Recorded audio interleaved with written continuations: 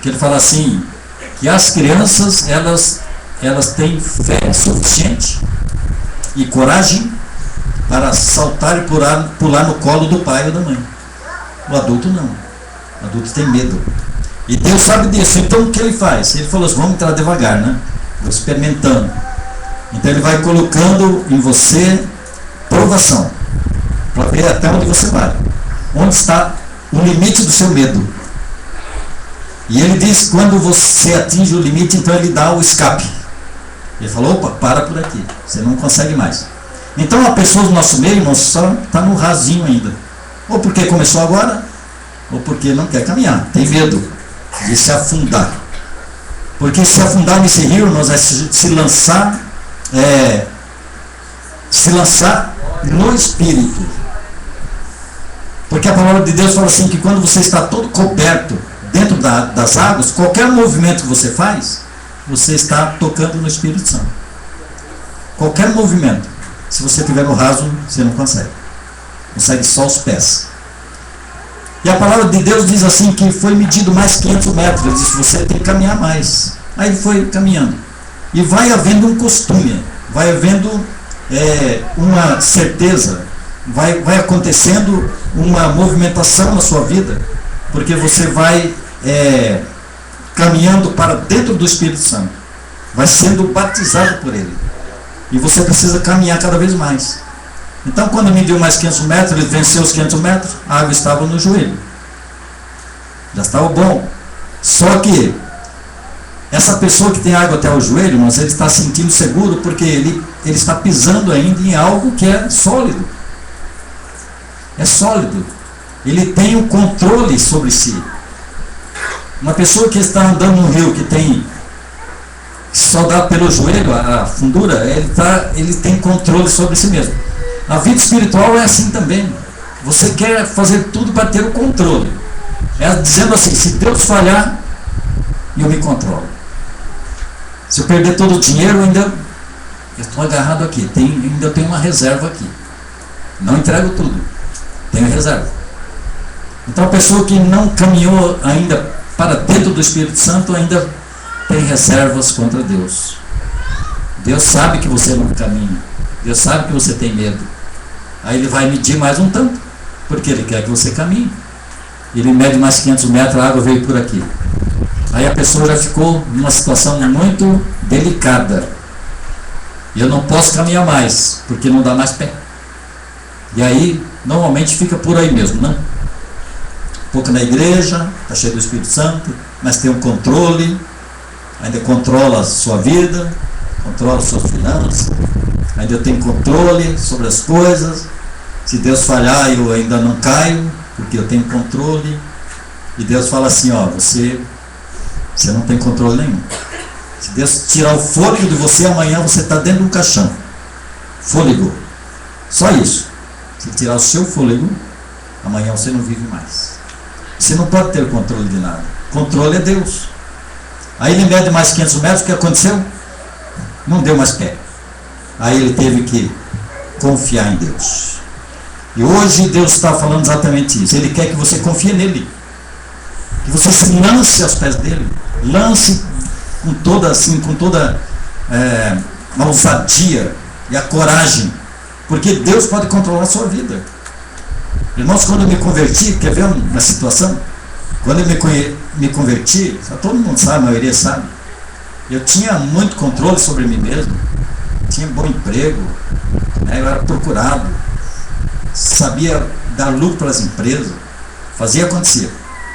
Mas quando eu me converti, Deus falou assim, vou tirar tudo. E tirou tudo. Nos tirou, eu fiquei sem nada.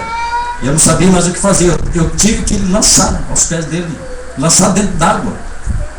Se ele não me levasse, eu morreria, porque eu não tinha mais nada. Ele tirou toda a possibilidade. Porque o homem sem dinheiro, irmãos, acabou a vida dele. Acabou. Principalmente estão acostumados com dinheiro. Acabou. Você não tem mais o que fazer, a não ser confiar em Deus.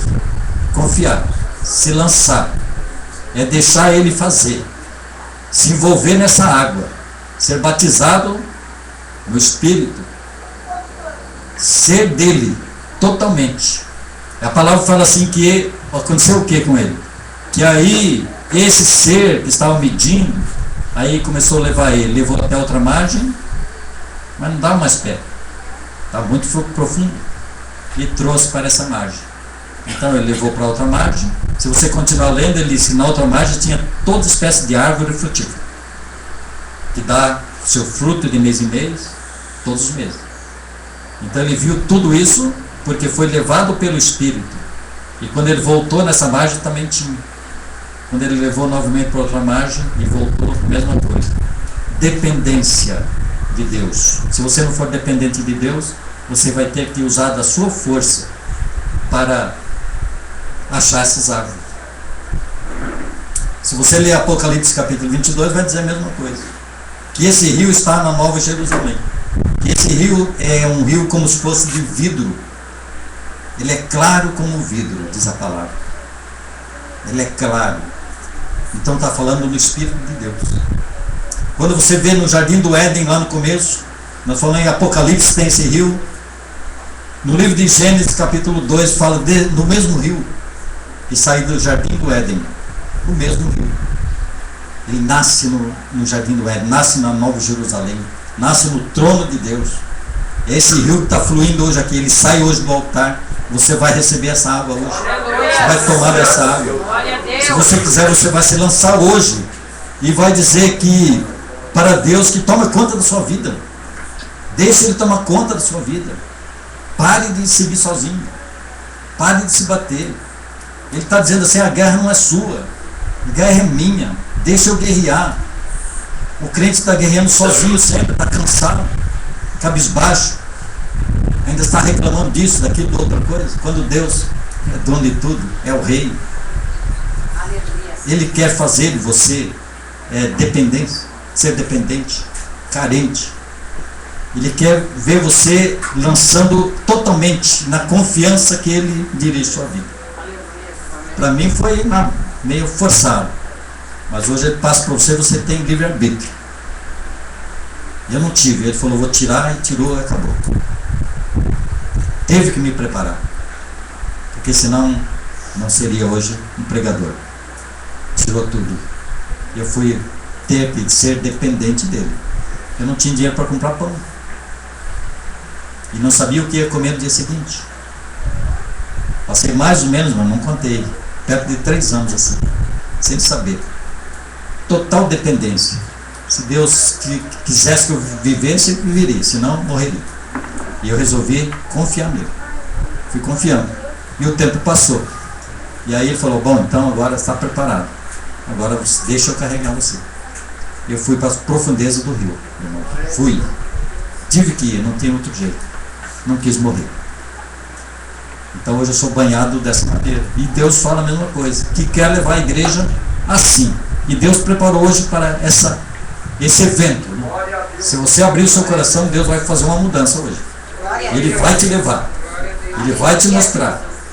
E Ele não vai jogar você de qualquer jeito. Ele vai junto. Porque Ele disse que Ele levou e trouxe para a margem. Coloca aí, vai, acho que o versículo 6 ou 5. Ele levou e trouxe. Ele não caminhou por dentro da água mergulhando, senão morreria. Se você for só mergulhar sozinho, você vai morrer. Você não tem direção. Ele me disse, viste, filho do homem? Está dizendo, você viu o que está acontecendo? Então me levou, ele me levou e tornou a trazer a margem desse rio. Ele levou, não foi sozinho. Irmãos, não ande sozinho. Não ande. Não saia de casa sem um convite. O Espírito Santo é esse que está conosco. Porque Jesus falou assim, eu vou para o céu, mas eu vou mandar um igual a mim. E ele ficará convosco até o último dia. Se você não convidar, ele não vai mesmo. Sem convite, ele não vai. Convida Jesus para andar com você no seu ministério, sua família, seu dia a dia, no seu trabalho, seus estudos. Caminha com ele, chama ele.